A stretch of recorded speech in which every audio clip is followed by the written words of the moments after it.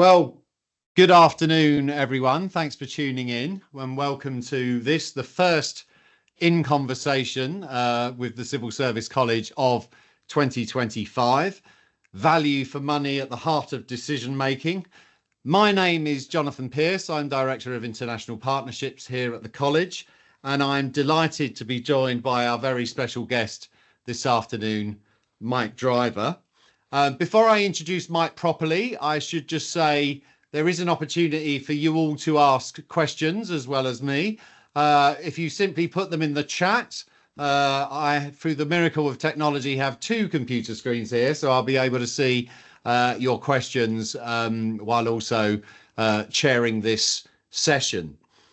Mike Driver has a very distinguished career in the civil service. He joined the old Department of Health and Social Security back in 1979, straight from school, spending his first 6 years in the civil service delivering services to customers.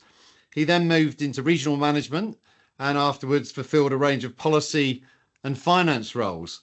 Amongst many other things, he's a CIPFA qualified accountant and has held a variety of financial director roles, both corporate and operational.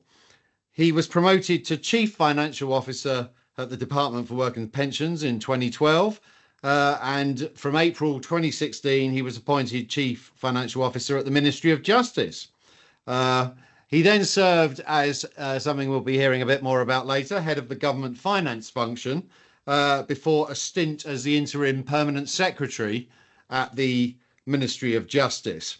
So welcome, Mike. Thanks for agreeing to spend the next 50 minutes to an hour with us. We'll kick off with some topics that we've discussed before moving to topics of from our viewers today.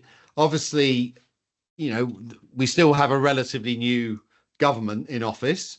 Lots of talk about ensuring value for money, reducing waste, keeping spending under control. Just today, we literally in the last couple of hours heard from the Work and Pensions Secretary about changes to welfare with the ambition of saving £5 billion by 2030. We had a story this morning about civil servants' use of credit cards being restricted and reduced. So these are all very topical matters. But what we want to get at today really is how do civil servants work to deliver these departmental budgets and priorities? How do they make decisions covering essential public services such as the health service, schools, transport? And how are decisions made to drive the government's wider macroeconomic priorities such as economic growth? So my first question really is, in a nutshell, what is meant by value for money at government level, and how does it differ from the everyday use of the term? Oh, thank you.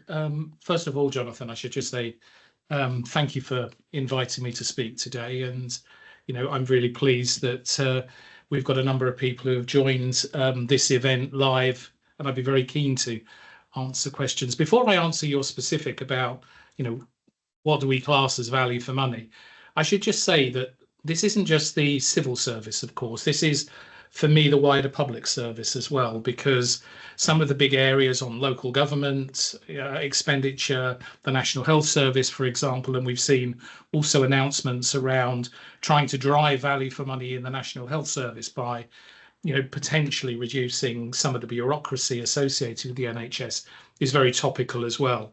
But I think for me, my favourite description of what value for money comes from the National Audit Office.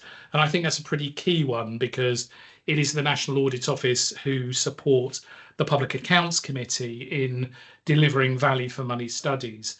So what they say value for money is the optimal use of resources to achieve an intended outcome. And I think there are two really important parts to that. First of all, the issue of resources, but it's not just the spending of money, it's to achieve something, you know, be it a significant political outcome that the Prime Minister and Cabinet and the government are looking to achieve, or some of the outputs that we're trying to achieve, you know, in terms of actions, for example, in the Ministry of Justice, to reduce reoffending, for example, and just trying to link these things together in a really effective way. Yeah, so looking at things, sort of cross-departmentally as a whole, rather than just, sort of a more narrow focus. Yeah, I think in an ideal world, but I think we have to accept that most organizations operate really well within the boundaries of their organization.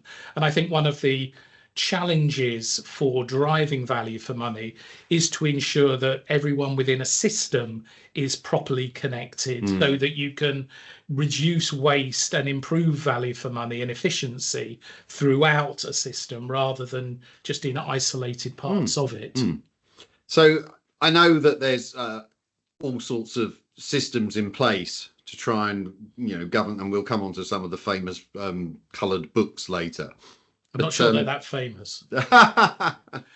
Maybe just amongst people who are interested in the civil service and the government world. But I was going to ask you about the value for money frameworks, and if you could sort of elaborate a bit on how they work and are implemented. Yeah. Well, I think I'd like to talk about a couple of things in this space, really, maybe three things. First of all, there is a consistent set of publications that support the way in which we do value for money. So, there is, a guide called Managing Public Money, really important. It sets out all of the key responsibilities. There's the Consolidated Budget Guidance. There's the Government Planning and Performance Framework. There's the Public Value Framework.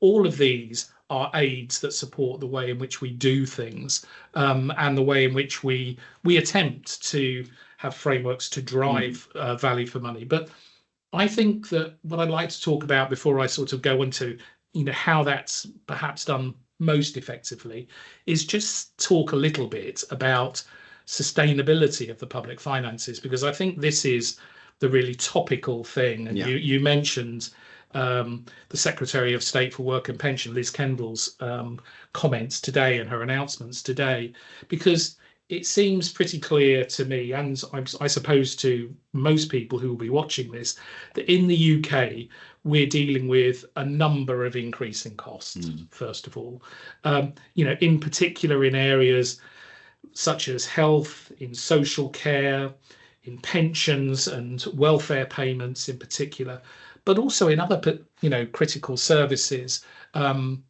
Defence in particular has become more and more centre of people's minds because of some of the geopolitical issues that we're seeing, change in the dynamics of world policy with the United States in particular. And so for me, it's really important that we focus on these big issues and ensure that we get best value for the taxpayer spend. And I think one of the challenges, and we'll probably come on to this later when we talk about spending reviews, but spending decisions are in the main influenced by parliamentary and fixed cycles. Often therefore the focus is on short-term, almost, I don't really like the term, but I'm going to say almost book balancing type measures. And I think it's important to sort of just recognise that first. But the government has been very clear that it wants to introduce arrangements which move much more towards preventative measures rather than just carrying on as we are. And I think for me, the question is, how do we achieve that from a public finance and a value for money perspective? And I don't know if anyone has read it, but there are some think pieces around the way in which budgets could be dealt with slightly differently. At the moment, we have DEL, departmental expenditure limits, we have AMI, and within DEL we have program expenditure and we have administrative expenditure. And in my opinion, and in the opinion of some others, we need to introduce a new category called PDEL, Prevent DEL, so that where we are thinking about making a real change in the way in which we do stuff, we should invest in that in the same way as we do, for example, with capital budgets.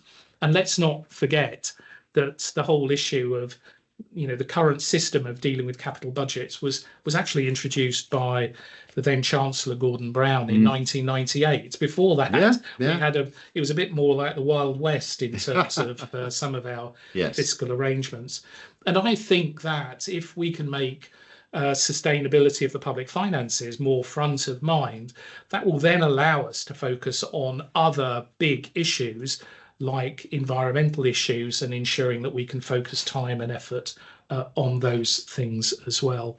I also think, and we may talk about this in a little while, I think it's important to think about how do we assure processes as well through the 3-line of defence models and things like that. But we can maybe come on to that later. Of course. I mean, you mentioned Parliament, and obviously a huge, when you're dealing with a budget the size of the government's, you need to be accountable. So there's not only their own frameworks and guidance, but of course the role of Parliament. And I wondered if you could briefly outline the role of Parliament and legislation in ensuring accountability, and maybe a bit about the Treasury's own specific role and that of departmental accounting officers.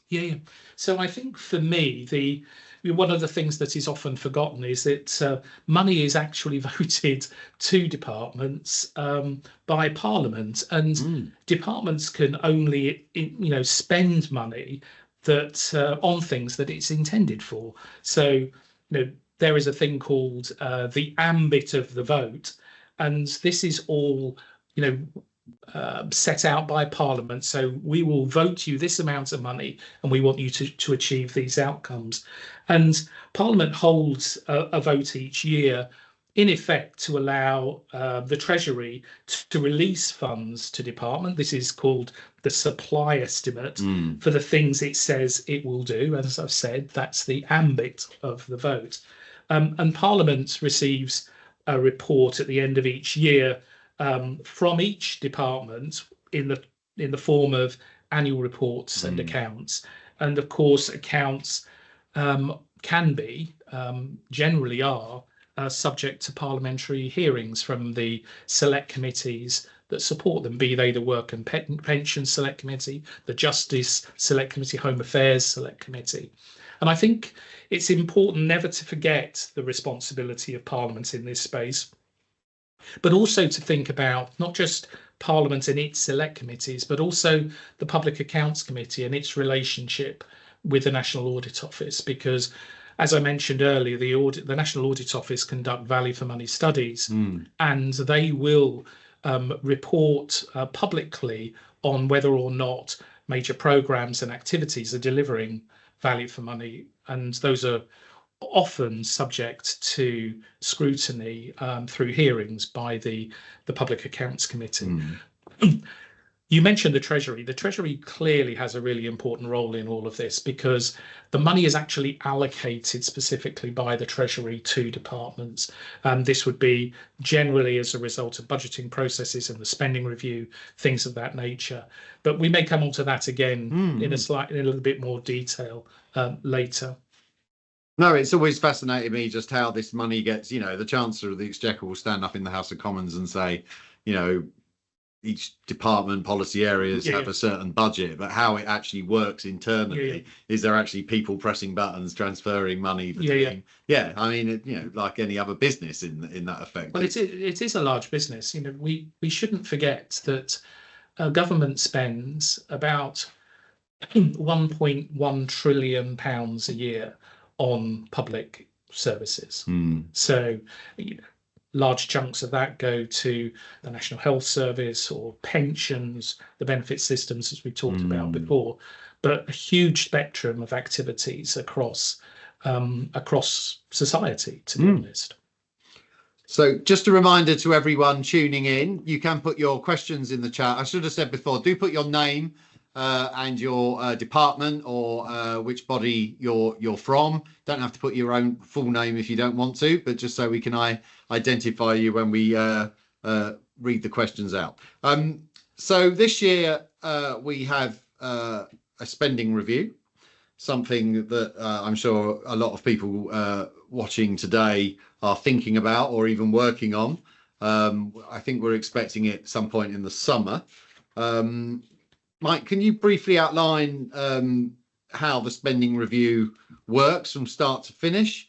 And as an official, what are the things to watch out for when working with ministers who, regardless of who's in government, it seems they're always under huge pressure to cut spending? Yeah. Well, I think, I don't think we've got enough time to actually describe how a spending review works from start to finish. Okay, yeah. But I think a few things that are really important to do. Spending reviews, first of all, are led and managed by the Treasury. So in order to launch a spending review, the Chief Secretary will generally write to Secretaries of State, setting out the broad arrangements that they expect to occur, priorities for the government and things of that nature. We then enter a period where departments are invited to make submissions to the Chief Secretary, explaining how their expenditure will work, and I think importantly also what they expect to achieve for the money. The main areas that are looked at, though, are generally in the departmental expenditure limit areas, so areas that can be affected on a fairly short-term basis, and also capital expenditure. But we may come back to capital because there are significant areas of capital that go beyond the confines of an individual spending review period. The most obvious one is thinking about major defence infrastructure changes that need to be made, or capital expenditure in that area.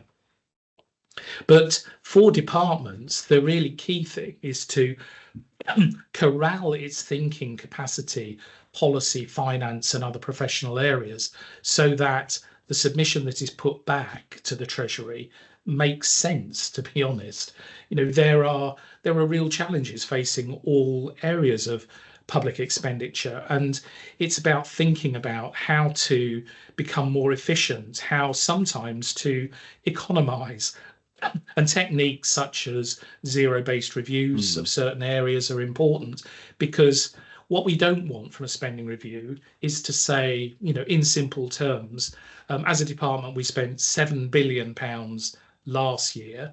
So what we need to do is we need to spend more than 7 billion in the future because inflation is increasing. There's got to be, for me, a real review of what we do as an organisation, what a department does as an organisation, and also how do you drive efficiency, effectiveness, how do you use new technology more effectively? So what would be the impact of AI on systems in a world today? What are the effects of moving towards net zero over this period, things of that nature?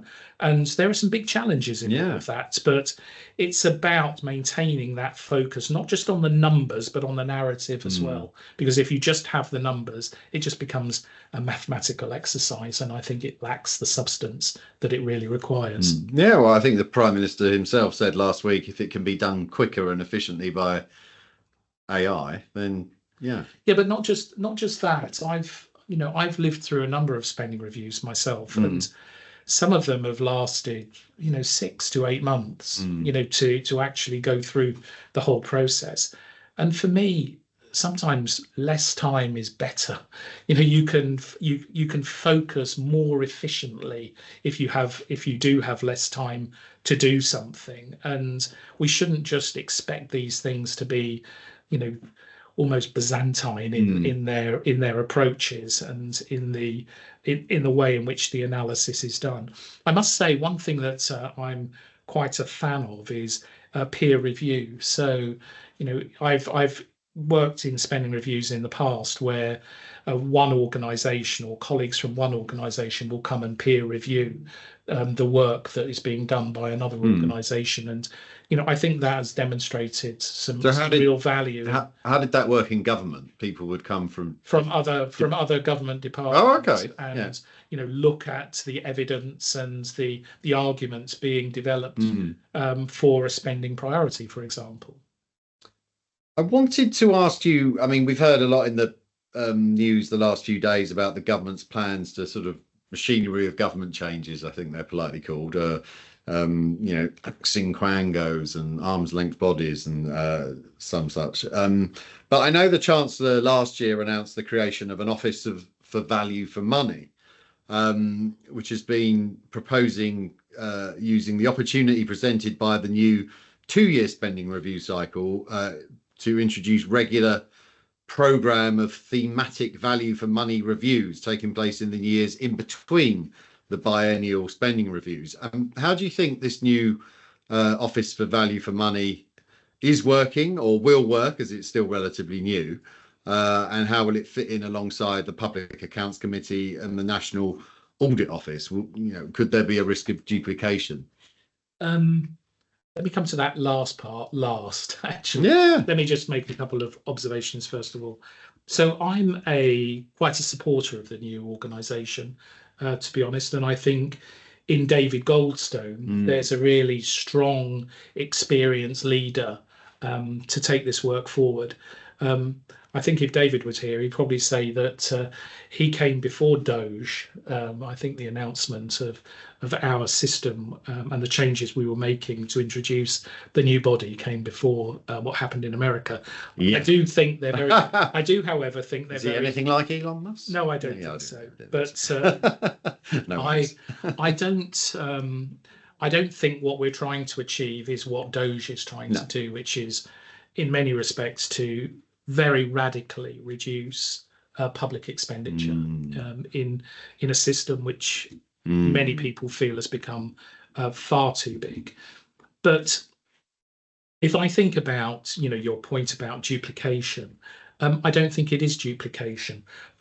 I think what we do need to recognise is we have really complicated systems, very really complicated end-to-end systems, and we need different people to be looking at those things. I mentioned the 3-line of defence model earlier in terms, and I think it can be applied in terms of assurance. So if I think about value for money, I think it's very important for line managers, teams working within systems to be regularly monitoring and assessing the value for money of what they do.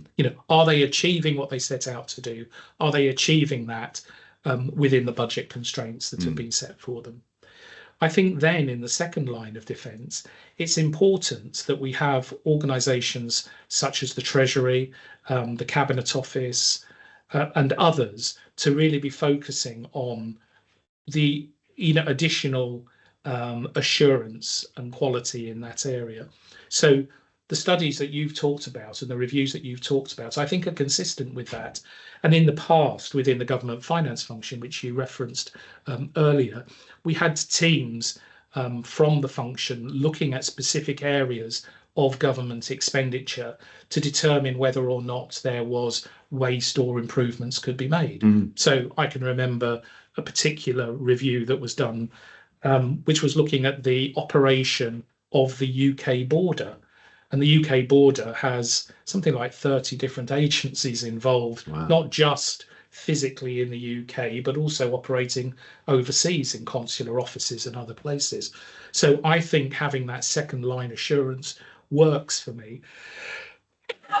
Excuse me. And then, of course, we have, and you refer to the National Audit Office, but we have the third line assurance provided by internal auditors looking at systems and controls, but also the external auditors and the NAO looking at value for money studies. So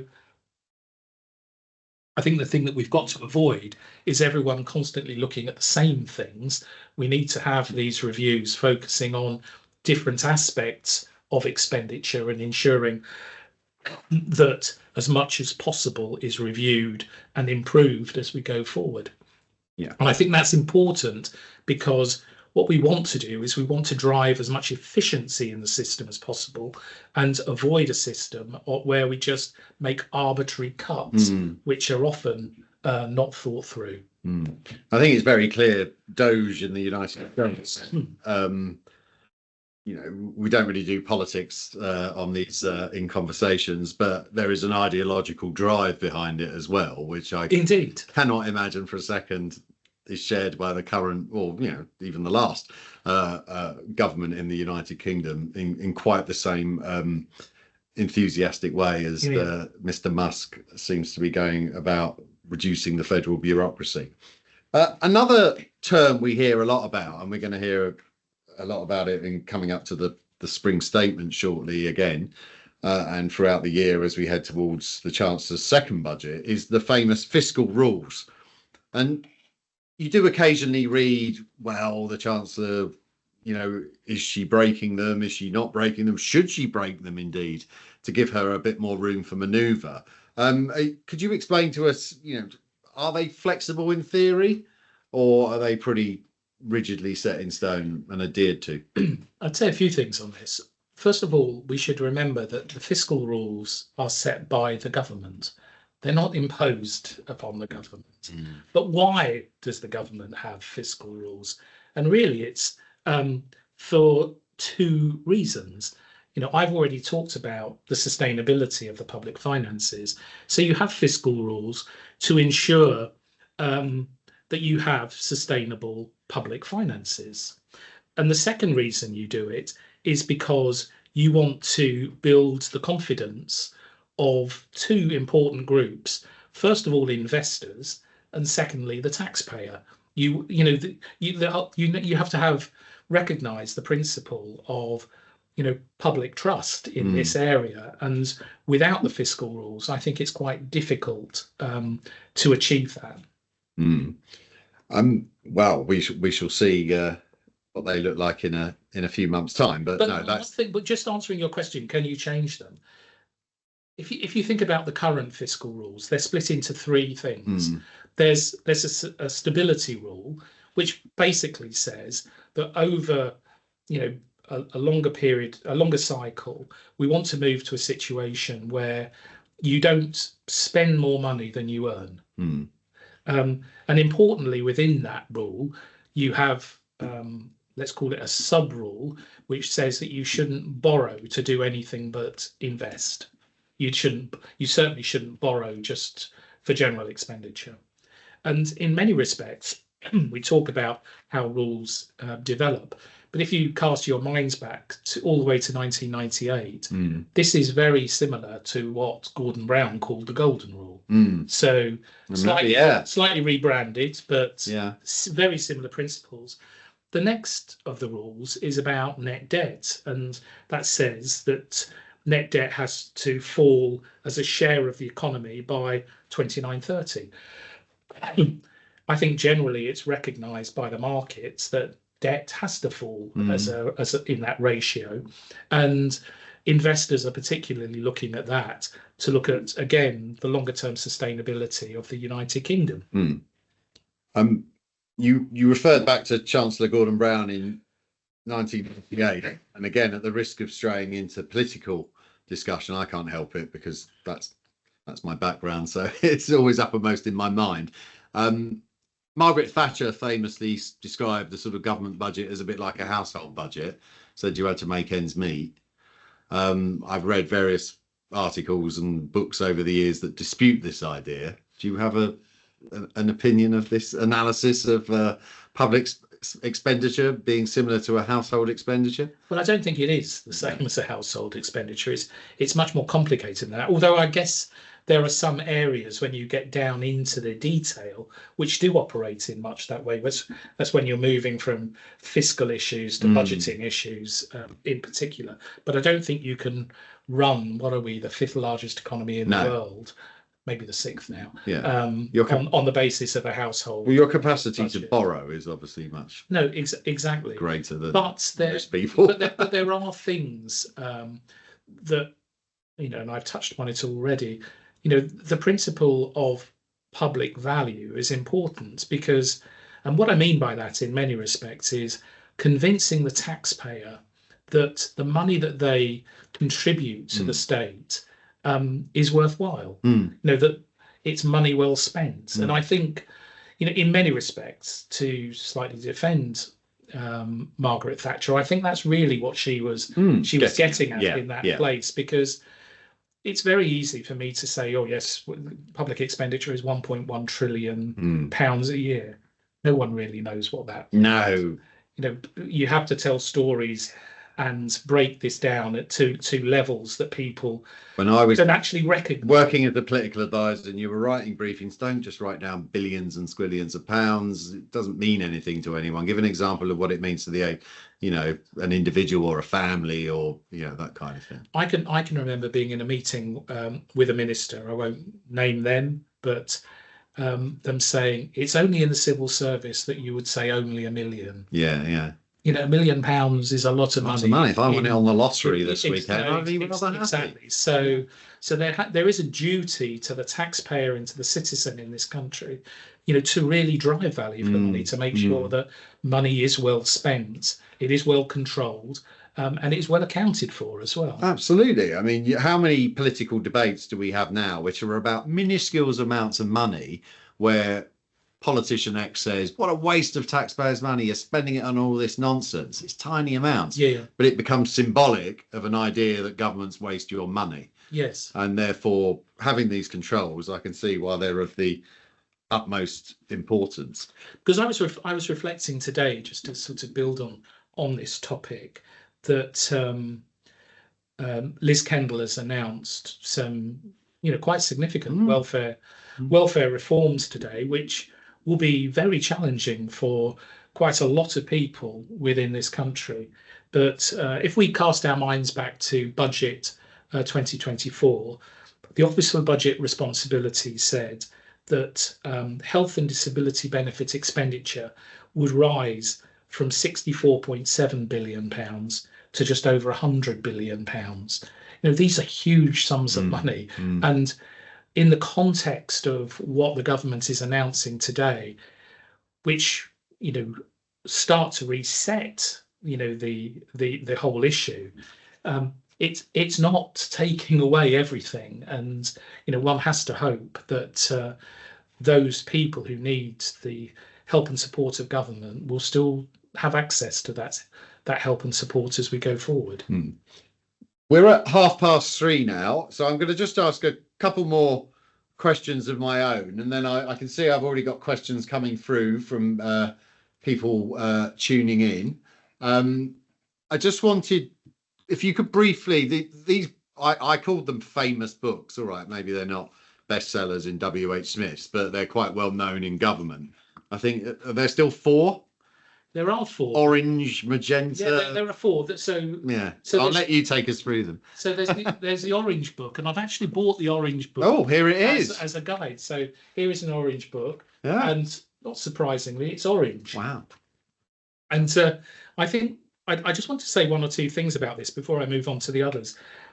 When I was in government finance, the Orange Book, which deals with the management of risk and the principles and concepts around risk management, hadn't been updated for, I think it was about 14 years. So massively out of date.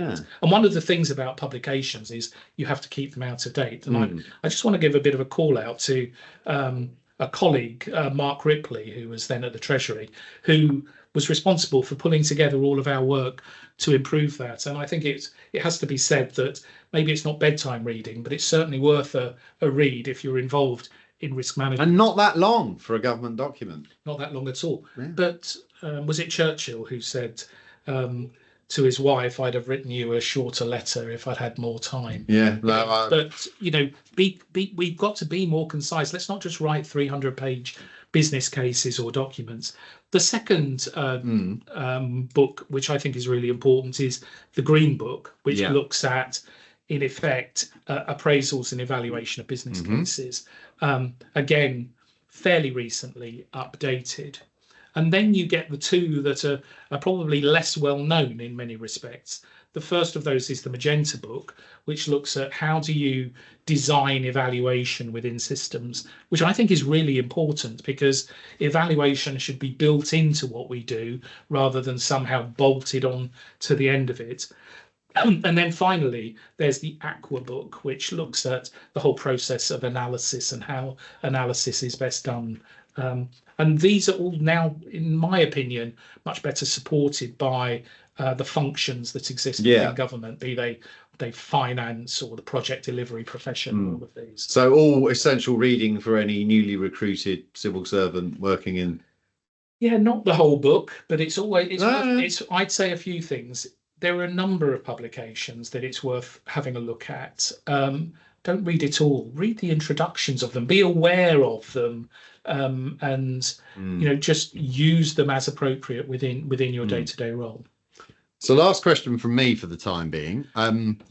Just wanted to move on finally to your former role as head of the government finance function.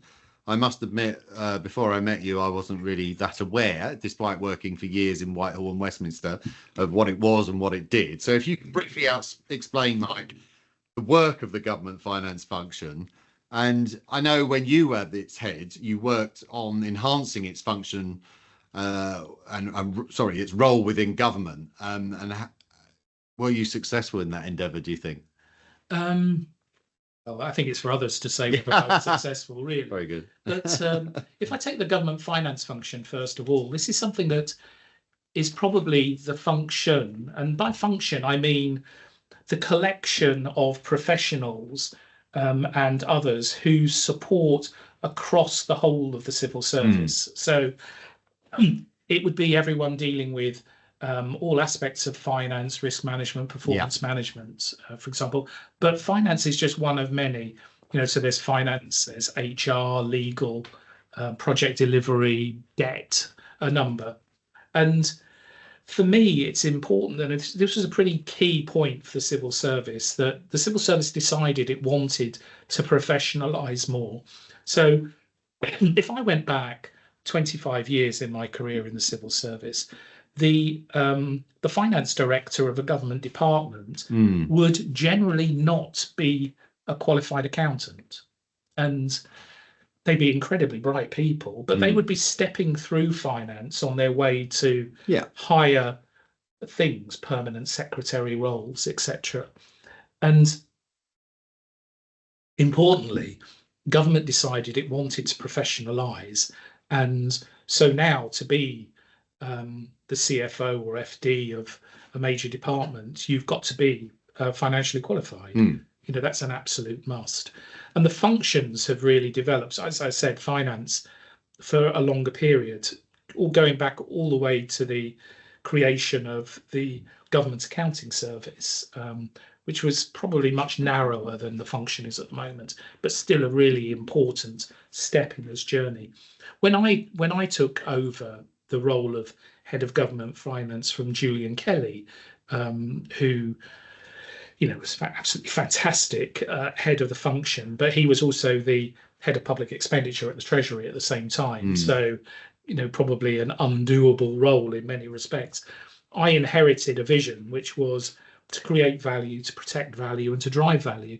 I think all of those are very laudable things, but in a much faster moving civil service with huge external challenges facing us, one of the things I was really keen to do was to reset the vision of the organisation, which at the time was, finance at the heart of decision making. Finance has to be in the room. It's not just there to produce Annex F of a submission to ministers on a new policy arrangement, but also driving the agenda and not just keeping score. And, of the 10,000 people who worked at the time in finance across government, I thought too many were keeping score. Got this terrible niggling back. No. I've been suppressing the same. Yeah, it's just the change in the weather. Yeah. So setting that sort of stronger vision, which was agreed through the Treasury with the Chancellor as well, and then setting clearer objectives for what we wanted to do as an organisation. So get the basics right. They're the foundations upon which any function has to operate. Having a real focus on people, diversity and capability. And thinking about the introduction of a single operating model so that everyone knew, whether they were working in the Home Office or the FCDO, how finance would do things. Increasing our insight, using data and AI more effectively, being the really trusted partner of key decision makers in government, and then creating a much better integration with planning, risk and performance as we go forward. And I think I took some important steps forward. I think these have been taken forward much further by others. So I think it's a journey, it always will be. But I think government is stronger for its functional model than it would be without it. I'm just going to turn, we've got a couple of questions in. First one from Dean at the Department of Health in Northern Ireland. Do you think, Mike, there are differences between what politicians, civil servants and the public perceive to be good value for money decisions? So a sort of different perspective from the politicians, civil servants and the taxpayers. Undoubtedly. So I think, politicians are much more interested in outcomes that are being achieved. And their time horizons are often shorter because of the political cycles. I think that the civil service is probably operating in the way that I described. It's trying to optimize towards achieving those outcomes. But I think if you're a taxpayer, a member of the public, a citizen of the United Kingdom, I think you're much more focused on what am I getting, to be honest. I must say I've been in groups where taxpayers have been asked to explain what they would cut if they were given the opportunity to do so, in value for money terms. And I can guarantee you that almost everyone in the room would cut services they don't use and cut the services of those where they don't use them. Yeah. Does that make sense? It makes perfect sense. I mean, we all know, again, wearing my political hat, what public opinion polls and surveys tell the politicians the public won't mind you cutting. Yeah. But, they're often things that most people don't use. They might need them one day, but, fingers crossed they don't. So, because think of some of the things I said earlier. If a government is looking to prune its expenditure, where does it turn? Does it turn to defence? Does it turn to education? Does it turn to health? Does it turn to benefits? There are really difficult challenges in all of those areas, and so I think the role of thank goodness I've never been a politician. The role of a politician, I think, is you're never going to be thanked. There are no easy answers, only difficult questions, and I say that as someone who spent many years working for politicians, some of whom are my best friends. Question 2 from Rob, who's from the Art of Management Limited. Value for money goes hand in hand with performance. OKRs, KPI, outcomes. How is this being managed? Are existing targets going to be revised and integrated? I think they have to be. So, for me, we've got to, I think it's a fairly simple model, but we need to understand the relationship between inputs, which could be people, it could be money, outputs, what are we achieving, directly from those things, and then importantly, outcomes. And as I mentioned in, when we're talking about spending reviews, I think it's really important that politicians set out the outcomes that they're trying to achieve. And then from that, we can work back through the system to what are the inputs, and ultimately, picking up on the question, what KPIs are needed in order to achieve that. I would say one small thing about KPIs, which is the letter K. All too often, we have 200 KPIs looking at something. Can't all be. And I think we've got to think about what are the really key ones, and we've got to focus more time and attention on those, rather than feeling that we can take a lot of comfort and assurance by just having, tens, if not hundreds of them. Good topical one, as I alluded to earlier, from Anthony at the Ministry of Justice, using the example of the GPC news today about the instances of misuse. Are we good enough at explaining how we operate as a civil service to the public, and that there are, these misuses are very much the exception to the rule? I'm not sure the public are that interested, to be honest, in civil service payment cards. And at the end of the day, I think the amounts are relatively small. I must I must say that in my time at the Ministry of Justice, it wasn't me doing this, but there were teams of people looking at how these payment cards were being used, and where they weren't being used, or the rules weren't being followed, were cancelling them. I think that what's required is a really close look at the control systems that apply to all of these things to ensure that we do understand what is going on.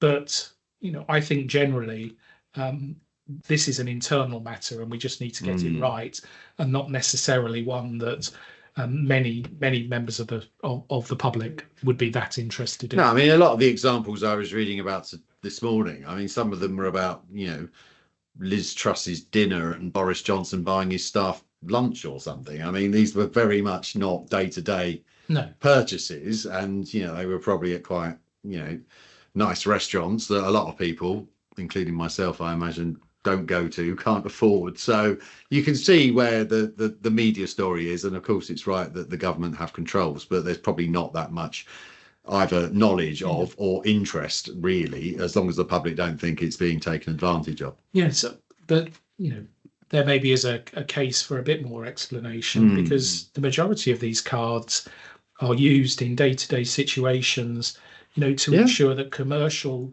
arrangements can apply. Exactly. Buying training from the Civil Service College, for example. Absolutely. I'm sure that is an extremely good use of taxpayers' money and civil service budgets, and I encourage it wholeheartedly.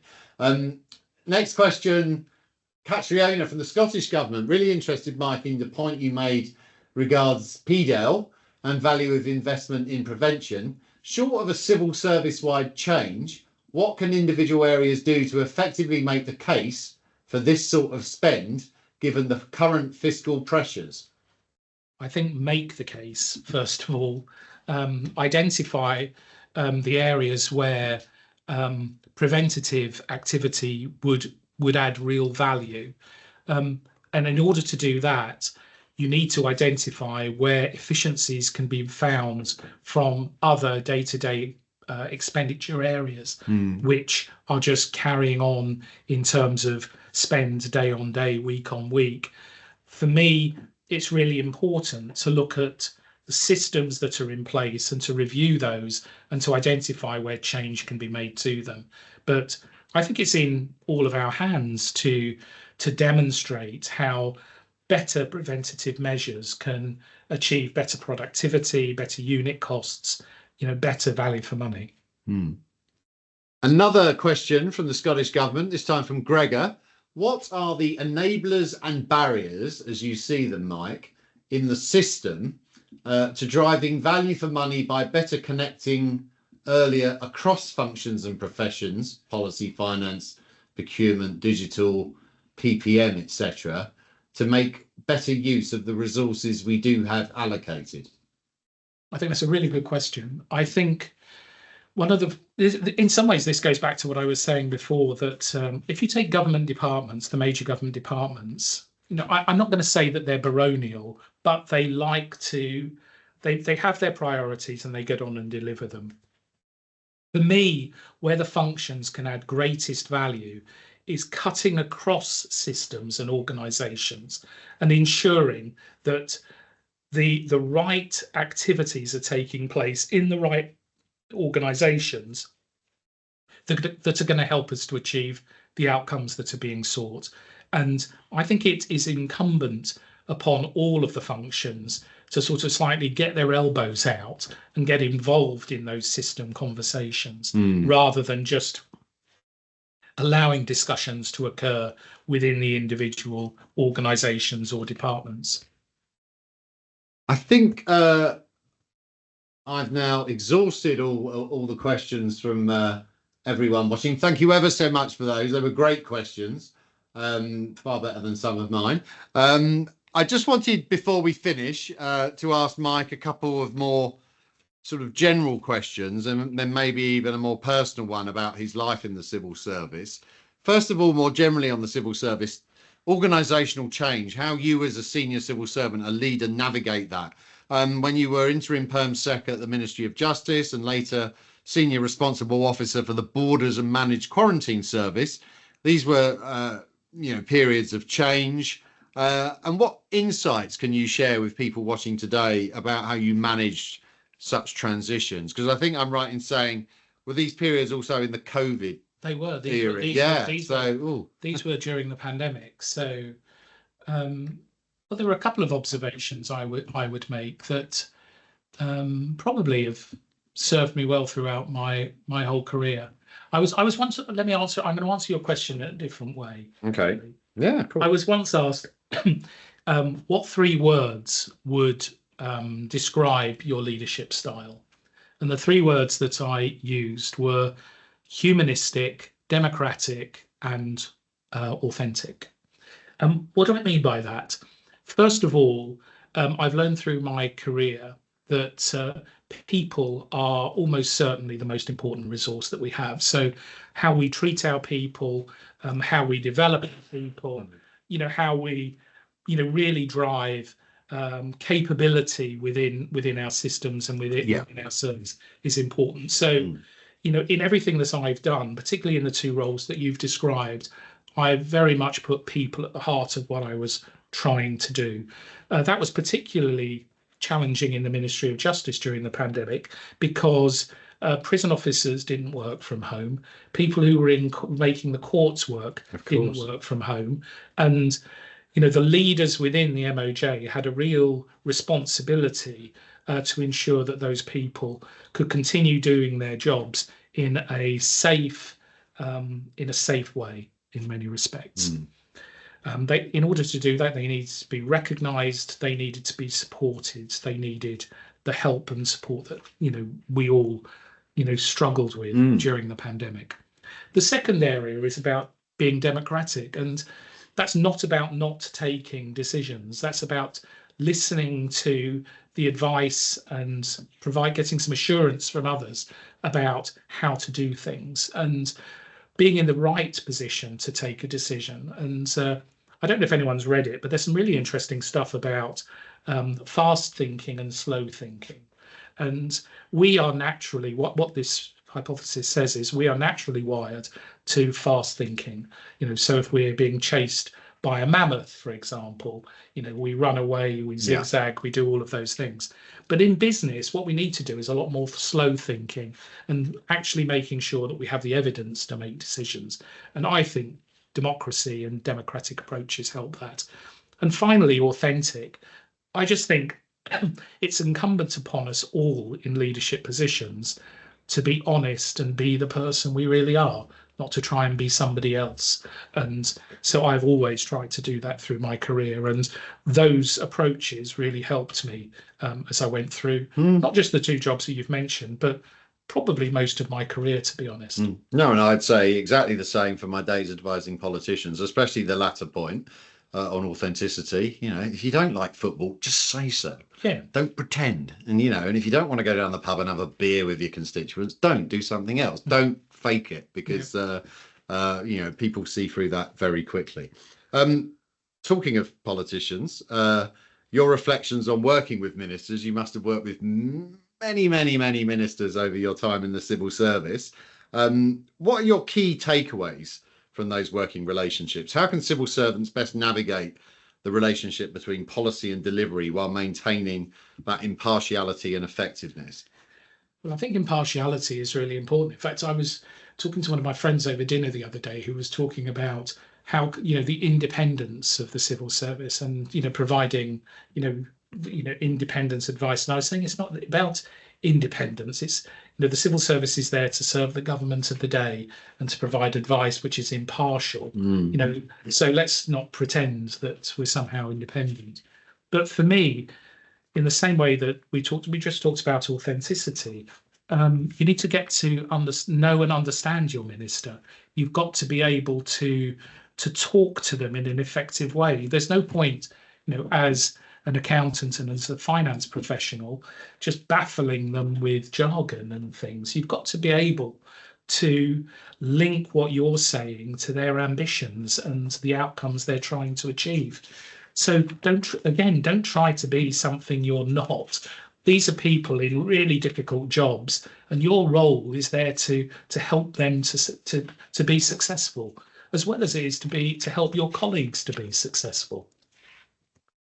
I think finally I'll turn to a more personal question, if I may, about your own career in the civil service. We've talked about this before. You don't have that stereotypical background of a lot of senior civil servants, in the sense you joined from school. You weren't a fast streamer originally. I imagine, looking from the outside, that made getting as high as you did in the civil service more difficult. But were there any particular challenges and obstacles you found from coming up that way as opposed to the sort of more traditional route? No, I think it was an interesting journey. I originally joined the civil service. I hadn't intended to join the civil service. I needed a job at the time, and I became what was called a casual clerical assistant in what was then the Department of Health and Social Security. And I can still remember my first line manager said that it was very true that I was casual. But it was I've had a great time in the civil. I had a great time in the civil service, and I talked about people earlier. I've worked with some absolutely amazing people, but I can also say, hand on heart, that I've also worked with some awful people. And one of the advantages for me now in having a portfolio career is I have much more choice in who I work with today. But I think that some of the challenges that I faced, which all of us will have done, is just working with people who don't recognize your efforts, who sometimes steal your ideas and all on their own, and just dealing with those sorts of things. Yeah. And you mentioned the fast stream. I wasn't a fast streamer, but I've worked incredibly closely with colleagues throughout my career who are fast streamers, and we're all the same sorts of people. For me, the really big thing that changed my career in many respects, and I touched upon the professionalization of the civil service, was when, at the time I was working in finance, and then CFO, DG CFO, said, you're actually really good with ministers. You understand policy. You seem pretty good at finance. What you need to do is become an accountant, and then that will really help to connect your career. And my only advice to anyone today, because I still think the civil service is a tremendous place to work, would be to think about how you want to enter the civil service. Do you want to enter it and through the historically traditional way of policy, or do you want to be something else? Do you want to be a finance professional or an HR professional? And think about where you want to take your career, which could be beyond the civil service. I think that 40-year careers like mine are a thing of the past probably, and people will move into and out of different organizations through their career. So don't feel that you're stuck anywhere. I think we've got one last this is a bit topical. From David, CSC consultant. Probably someone we know then. Mike, thanks for your very informative session. Do you think that zero-based budgeting should be the norm for spending departments and public authorities?